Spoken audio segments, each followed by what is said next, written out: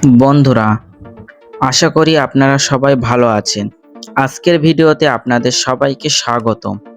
আজকে একজন কাস্টমার আমার কাছে একটি Redmi 10C মোবাইল নিয়ে এসেছে। ফোনটি ডিসপ্লে ভেঙে গিয়েছিল, তাই তিনি নতুন ডিসপ্লে লাগানোর জন্য আমার কাছে এসেছেন। আমি শুরু থেকেই শেষ পর্যন্ত পুরো ডিসপ্লে পরিবর্তনের কাজ দেখিয়েছি, তাই ভিডিওটি শেষ পর্যন্ত দেখবেন। প্রথমে আমি মোবাইলের ব্যাক প্যানেল সাবধানে খুলে নিচ্ছি।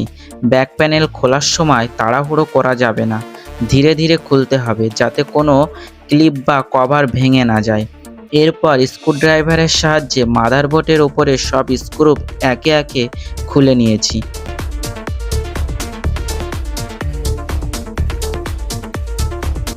সব স্ক্রু খুলে নেওয়ার পর প্লাস্টিক কভার আলাদা করছি। তারপর ওপরে রিঙ্গারের স্পিকার এবং নিচে স্পিকার অংশ খুলে নিচ্ছি।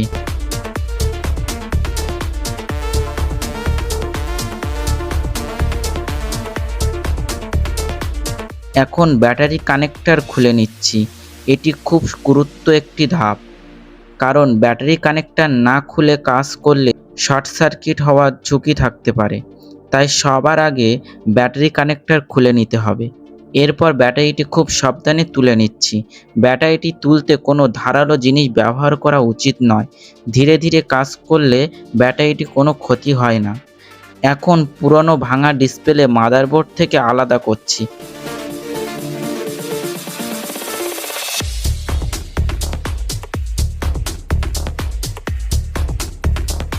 তারপর ফোনের ফ্রেমে লেগে থাকা পুরানো আঠা সম্পূর্ণ পরিষ্কার করে নিচ্ছি।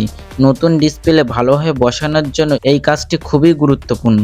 ফ্রেম পরিষ্কার হয়ে গেলে চারিপাশে পরিমাণ মতো নতুন আঠা লাগিয়ে দিচ্ছি।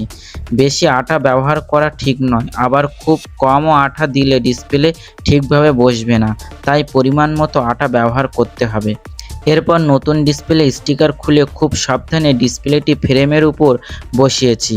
ডিসপ্লে বসানোর সময় খেয়াল রাখতে হবে যাতে ডিসপ্লের ভেতরে কোনো আঠা না যায় এবং আঠা ডিসপ্লের পাশে উঠে না আসে, তাহলে ডিসপ্লে দীর্ঘদিন ভালো থাকবে না। ডিসপ্লে ঠিকভাবে বসানোর পর আবার সব পার্টস ভালোভাবে লাগিয়ে দিই। প্রথমে ব্যাটারি বসিয়েছি, তারপর সব কানেক্টর ঠিকভাবে লাগিয়েছি। এরপর মাদারবোর্ডের প্লাস্টিক কভার, রিঙ্গার, স্পিকার, নিচে স্পিকার এবং অ্যান্টেনার তার সুন্দরভাবে বসিয়ে নিচ্ছি। সবকিছু ঠিকভাবে লাগানোর পর একে একে সব স্ক্রু লাগিয়ে নিচ্ছি।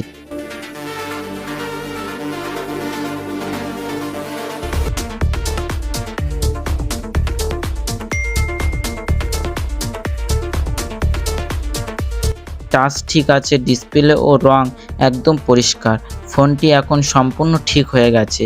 তারপর ব্যাক প্যানেল লাগিয়ে ফোনটি সম্পূর্ণ অন করছি।